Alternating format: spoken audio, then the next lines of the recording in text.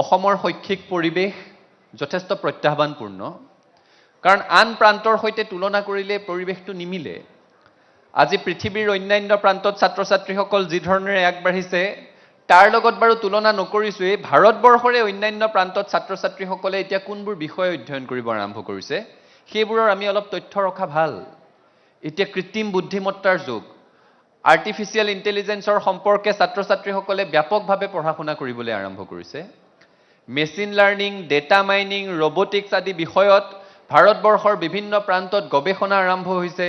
বিদ্যায়তনিক ক্ষেত্ৰত নতুন নতুন পাঠ্যক্ৰমৰ সংযোজন হৈছে আৰু ছাত্ৰ-ছাত্ৰীসকলে সেইসমূহ পঢ়া-শুনা কৰি আগবাঢ়ি যাবলৈ সক্ষম হৈছে পাঁচখন national centre of excellence for skilling তেওঁলোকে ঘোষণা কৰিছে make for India make for the world এটা ধাৰণাৰে সৈতে স্কিল ডেভেলপমেণ্টৰ কাৰণে দক্ষতা বিকাশৰ কাৰণে তেওঁলোকে পাঁচখনকৈ ৰাষ্ট্ৰীয় পৰ্যায়ৰ প্ৰতিষ্ঠান ঘোষণা কৰিছে আমি এই মঞ্চৰ পৰা দাবী জনাব বিচাৰিছো তাৰে এখন প্ৰতিষ্ঠান গুৱাহাটী থকা বা অসমত থকা যিকোনো এখন শিক্ষানুষ্ঠানৰ সৈতে সংলগ্ন কৰি অসমতো এখন স্কিল প্ৰতিষ্ঠান দিবৰ কাৰণে আমি দাবী উত্থাপন কৰিছো